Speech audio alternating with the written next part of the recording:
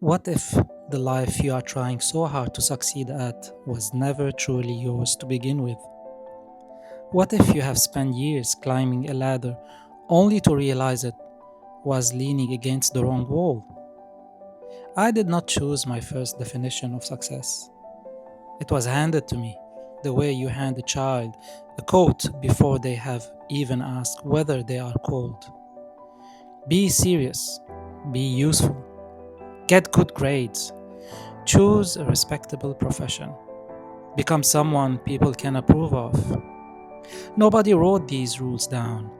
They arrived quietly, through repetition, through praise, through the slight change in the room whenever I did something that had no clear purpose. Until eventually, those instructions stopped feeling like instructions.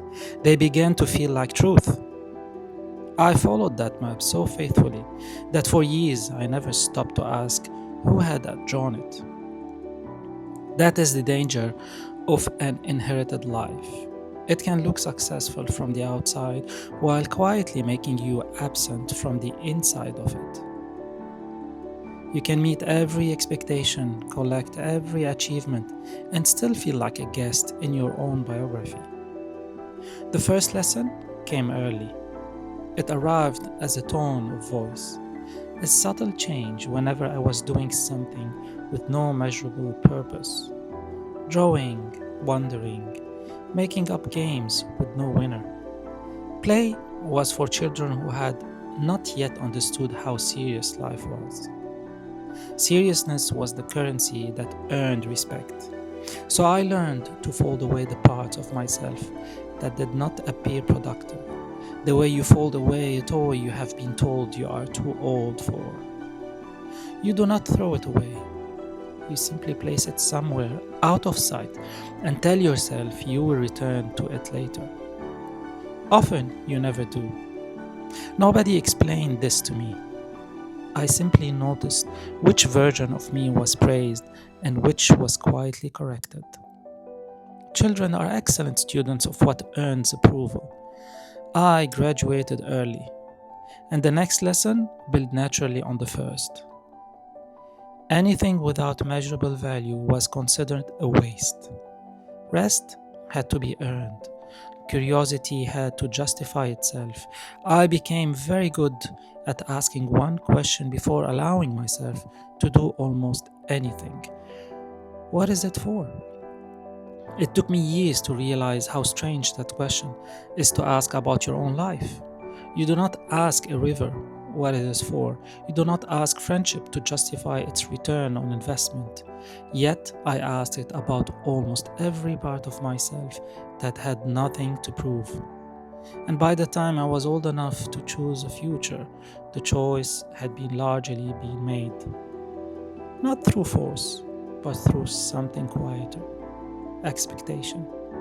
The kind that never needs to be spoken because everyone around you already agrees with it. And when agreement is total, it does not feel like pressure. It feels like common sense.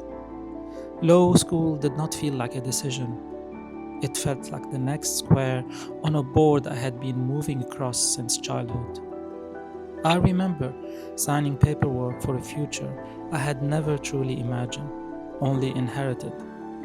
Nobody in the room questioned it, including me, and I was good at it. That was the trap.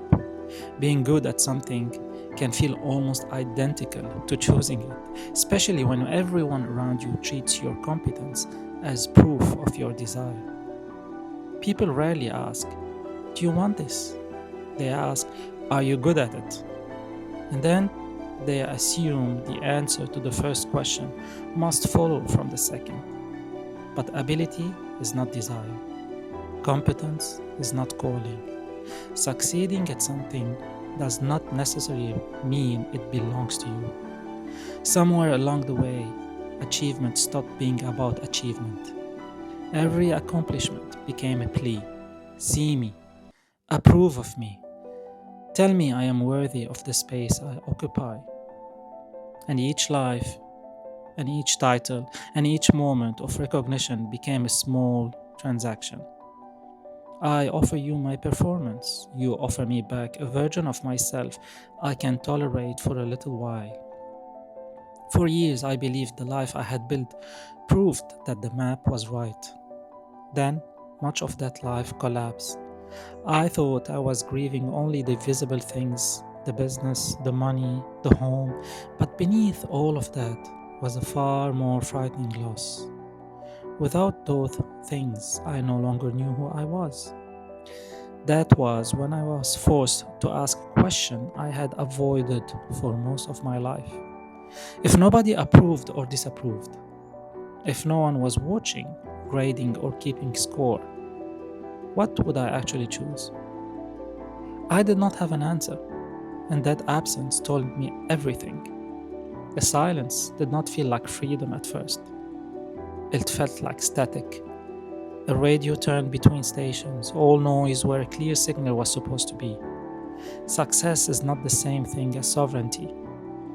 You can win at life you never choose. You can spend years polishing a prison because everyone keeps complimenting the walls.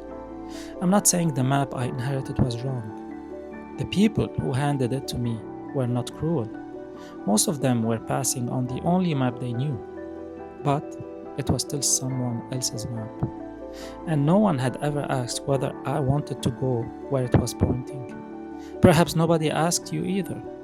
Maybe your inherited life looks different: a career, a relationship, a personality built to remain accepted, a life that looks completely reasonable and feels completely wrong.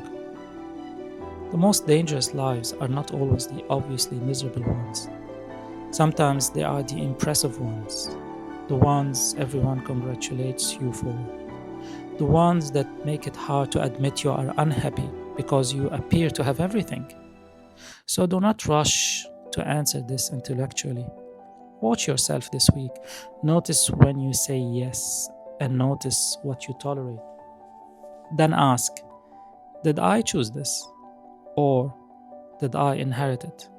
Because there may come a moment when everything you used to prove who you were begins to fall away. And beneath the titles, beneath the achievements, there's still a life waiting for you. Not the life you were trained to succeed at, the life that is actually yours. And this is one of the central questions in my memoir, How to Lose a Life You Love. How much of the life we call ours was truly chosen? And how much did we simply inherit it and mistake for a decision? If no one were watching, what would you choose?